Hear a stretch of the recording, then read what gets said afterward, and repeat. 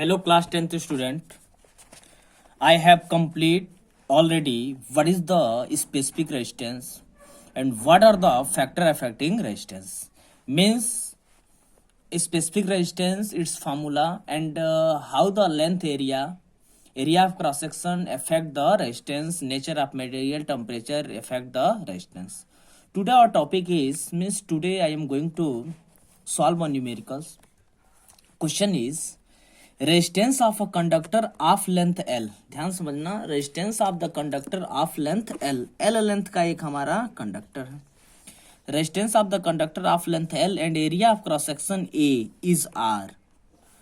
If its length is doubled and area of cross section is halved then find the new resistance. Question क्या एक बार समझते हैं. कह रहा है कि रेजिस्टेंस है किसी का भी, एक कंडक्टर है, ध्यान समझना है क्वेश्चन को.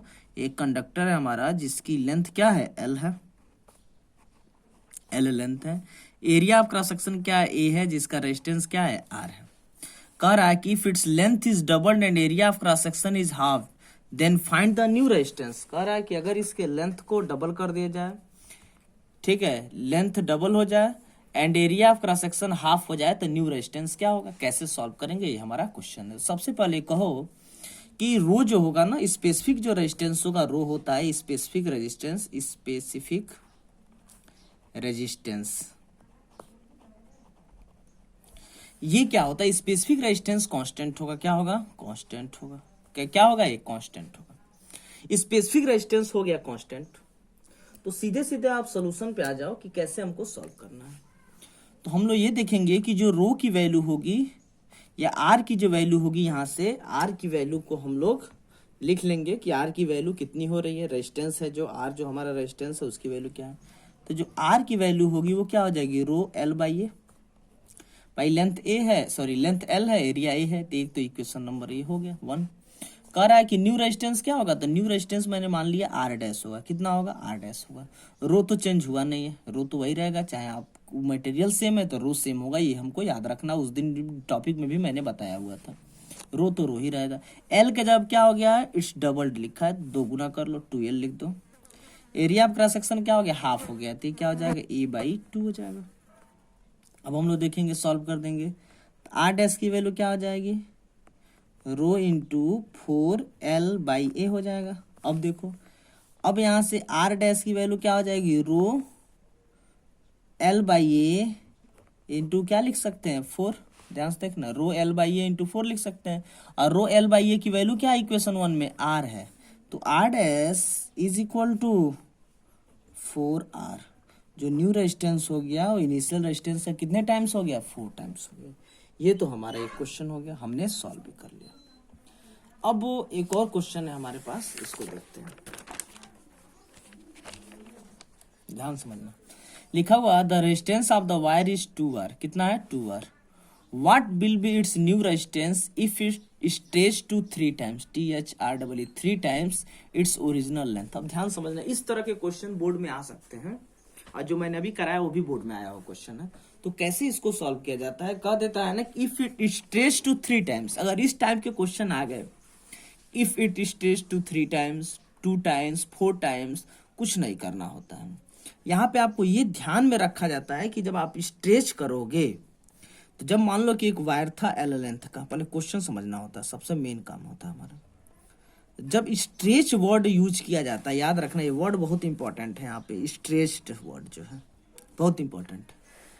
If this word used then what we have to do, क्या करना चाहिए हमें उस समय, ध्यान समझना है. स्ट्रेच जब वर्ड यूज किया गया तो ये जो लेंथ है ना, ये इंक्रीज होगी, स्ट्रेच करेंगे या कंप्रेस्ड करेंगे, दोनों केस हो सकता है. लेंथ क्या होगी, इंक्रीज होगी. साथ ही साथ क्या डिक्रीज होगा, area of cross section decrease. अगर इसका ए था, लेंथ एल था, अब इसको लेंथ को मैंने एल डैश ले लिया, क्या ले लिया, L dash. Area of cross section ले लिया, ए डैश. कितना ले लिया, ए डैश ले लिया. अब क्या करना है इस तरह के क्वेश्चन में, अब सीधे सीधे आपसे ये कहा जा रहा है कि जो न्यू रेजिस्टेंस होता है आर डैश, वो कितना होगा, आर डैश की वैल्यू क्या होगी. अब ध्यान समझो, आर डैश की जो वैल्यू होगी वह एक फार्मूला मैं आपको बता दे रहा हूँ. स्ट्रेच का केस आएगा तो इसको डेराइव भी करा दूंगा, लेकिन आज फार्मूला बता दे रहा हूँ, मैं होमवर्क दे दे रहा हूँ, डेरिवेशन इसका. अब यहाँ पे तुम लिखना एन स्क्वायर आर, ये बहुत इंपॉर्टेंट फॉर्मूला है, लर्न कर लो इसको। R dash equal to N square R लिख लो, where N is the number of times the wire stretched or compressed. N क्या है? Number of time wire stretched or compressed,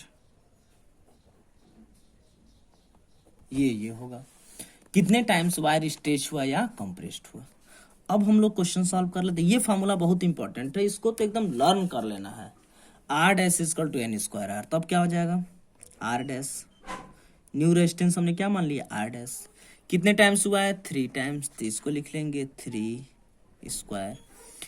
original length का, original हमारा resistance क्या है? 2 ओम है, ये ओरिजिनल रेजिस्टेंस है, ये न्यू रेजिस्टेंस है। How many times it increase R, sorry compress R stretch, तो n टाइम्स कंप्रेस हुआ, तो 3 स्क्वायर इंटू आर, आर की वैल्यू क्या है? 2 ओम है। तो आर डैश कितना हो जाएगा? 9 इंटू 2 मीन्स हो जाएगा 18 ओम। याद रखना कितने ओम हो गया? 18 ओम। एक और क्वेश्चन, सेम क्वेश्चन, ध्यान समझना। The resistance of the wire is 2 ओम है ना, यहाँ पे मैंने कर दिया 6 ओम। कितना कर दिया? 6 ओम। What will be its new resistance? What will be its new resistance if it compressed? दबा दिया गया उसको, compressed word यूज करते रहो, compressed। 3 टाइम्स है, यहाँ पे मैंने 2 टाइम्स कर दिया, 2 टाइम्स, याद रखना 2 टाइम्स इट्स ओरिजिनल लेंथ। अब क्या करना होगा? सेम फॉर्मूला अप्लाई कर देंगे। यहाँ पे क्या लिख दोगे? R dash is equal to N square R. अब क्या? The resistance of the wire is 6 ohm. अब 6 ओम हो चुका है, तो यहाँ तो 6 हो गया। स्ट्रेच ना होके क्या हो गया? कंप्रेस्ड हो गया। कितने टाइम्स हुआ है? 2 टाइम्स। तो कंप्रेस्ड हुआ है ना, तो कंप्रेस्ड हम देखेंगे तो 2 टाइम्स कंप्रेस का मतलब हुआ कि वो हाफ टाइम कंप्रेस हो गया है, समझना।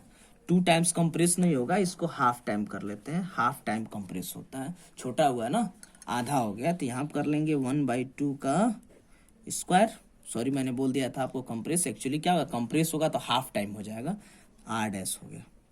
तो आर डैश की वैल्यू क्या हो जाएगी? 1/4 इंटू 6। तो यहाँ से जो आर डैश हो जाएगा वो हो जाएगा 3/2 ओम।